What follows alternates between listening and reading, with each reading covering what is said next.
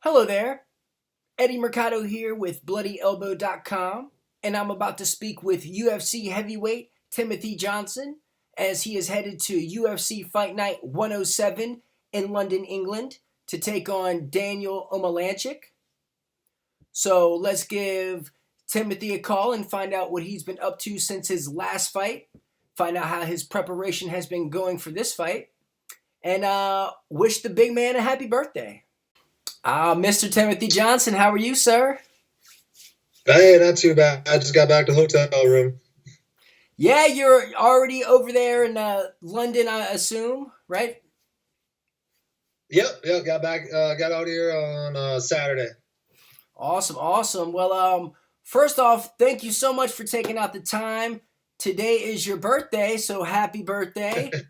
Thank you. What are you, 32 years old?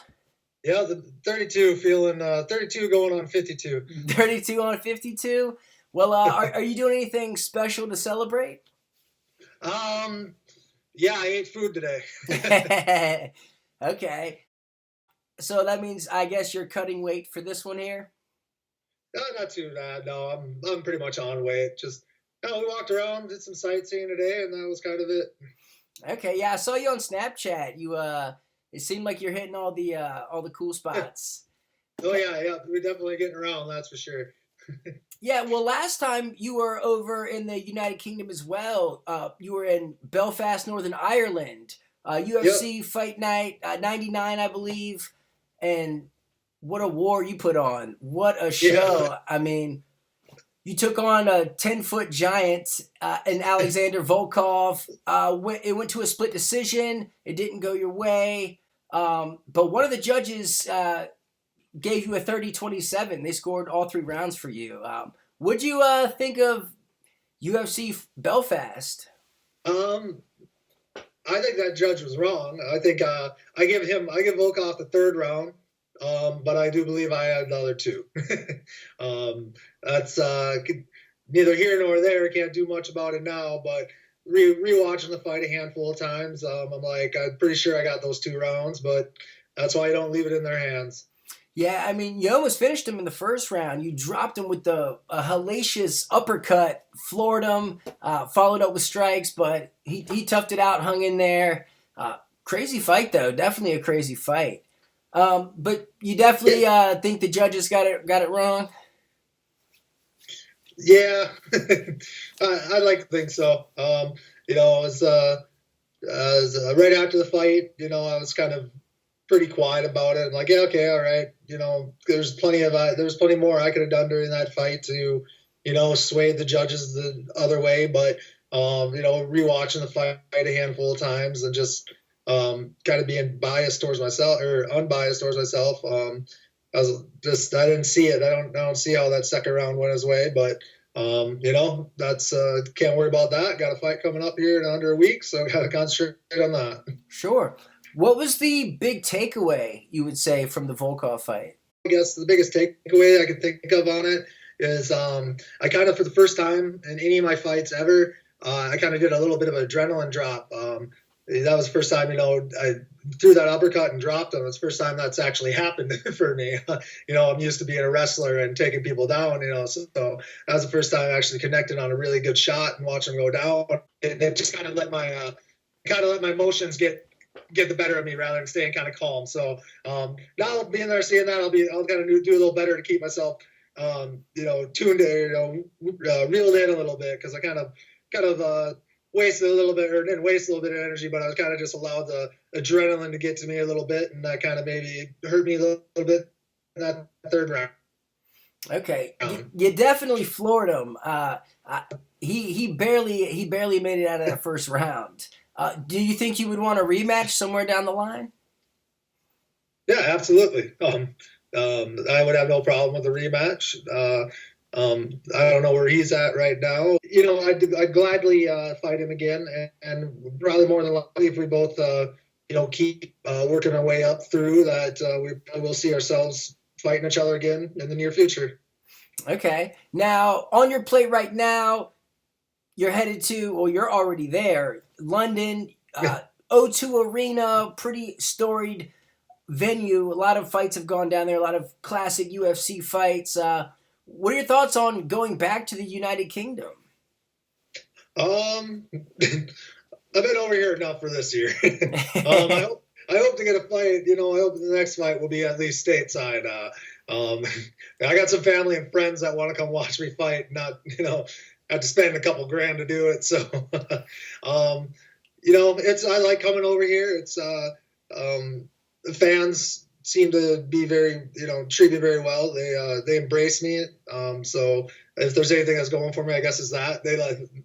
For the most part, it seems like they like me. So, I guess I'll fight where I ever need to. Okay. Now, your opponent, Daniel Omielanczuk, if I'm saying that right. He's like a 6-foot, compact striker, Polish guy. What are your thoughts on the stylistic matchup? Yeah, just kind of like I said, he's a striker, and that's kind of that's what he's known for. He does have some submissions, but that's not his game at all. But I like to think that I've come quite a long ways in my last handful of fights, and I don't think I would like to consider myself just a grappler anymore. So I have no problem standing in front of us, and let's throw some leather. Yeah, that would definitely be exciting for sure. Now, he's kind of struggled with grapplers in the past.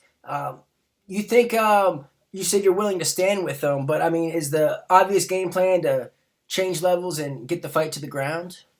Yeah. Well, hopefully, it works out that way. I've never been, even in, my wrestling career, I've never been a guy to, push shots that aren't there. I mean, it's pointless to do that. You're just wasting energy. You're going to take a bad shot, get a bad position. So, that's where I kind of keep an open mind with the fight. I don't try to force anything. I kind of just let the fight develop into wherever it goes is to where it goes. And hopefully, I'm prepared enough that I can handle wherever the fight, takes me. Okay. Now, I believe he's a training partner of one of your past opponents, Marcin Tybura. Do you think that's going to help you out or give you any advantages in this fight? No, or none for him either. I guess, you can fight opponents, common opponents don't usually generally mean much in my eyes. Just that background of wrestling, just because I can beat a guy and my guy that I'm going to wrestle, didn't beat him and vice versa. I just don't feel it ever works out that way. But I like to think that,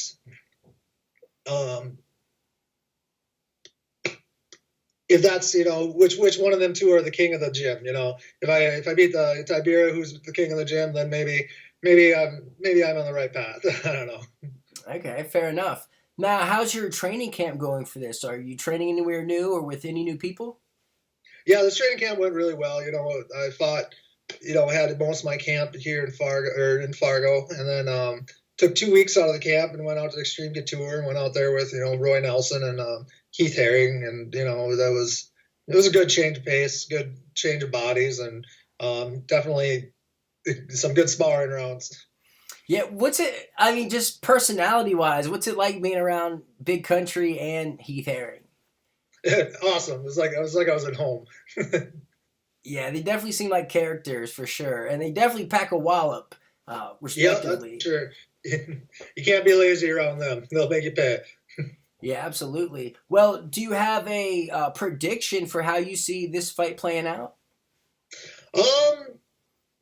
It's been playing out quite a bit in like a TKO type fashion, and like the end of the second round sometime. Maybe in the last 30 seconds, as you're known to Blitz guys there? Yeah, perhaps. We'll see, but last time I told you that. Now everyone's expecting that. So. Sure. I got to ask, the nickname. When are we going to get a nickname from Timothy Johnson? I don't know. I guess I haven't.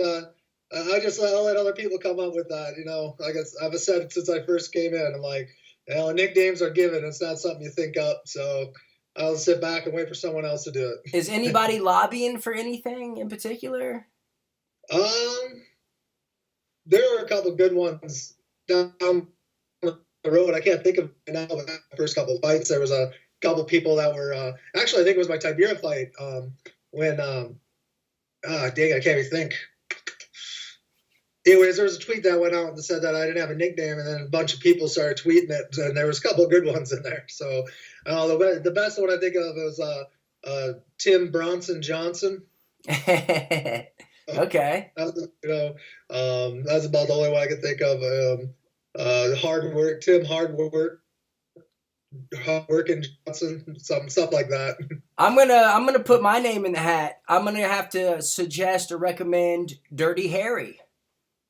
Oh, I like it. How awesome would that be? Timothy Dirty Harry Johnson, Bruce Buffer announcing it. I mean, that's gold. That's gold. Yeah, I like it. Awesome, man. Well, why don't you tell us any sponsors or any people you want to give a shout out to? My gym at Fargo, there, Academy of Combat Arts is where I started out at, and that's where I spend most of my time at. Coach Dylan Spicer and Joe Trotter and my team, Brian and Dean and Zach Thumb for the most part. My strength and conditioning coach, Powered by Design Fitness, Eric Sweeney, out of Metroflex Gym in Fargo, and then the guys at Extreme Couture for letting me come out and treat me like one of their own. Awesome. Now, how can people follow you on your journey? What are your social media outlets? Social media, it's so Instagram and my Twitter is TBearTim, so just TBearTim, and then on Facebook it's just my athlete page, Timothy Johnson. Like I said, there's not too many Timothy Johnsons in the world, so that should be easy to find. Awesome. Well, Timothy Johnson, thank you so much for taking out the time. March 18th, you are taking on Daniel Omielanczuk, UFC Fight Night 107 in London, England. Best of luck to you, sir. All right, thank you very much. Yes, sir. Have a good one. So there you have it. UFC heavyweight Timothy Johnson set to take on Daniel Omielanczuk at UFC Fight Night 107 this Saturday night. Go check it out. In the meantime, you can read me over at bloodyelbow.com. You can follow me on Twitter at @Mercado. If you like this interview, you can subscribe to my channel right here. Subscribe to Bloody Elbow's YouTube channel right here. Check out these interviews. Now go be a good person.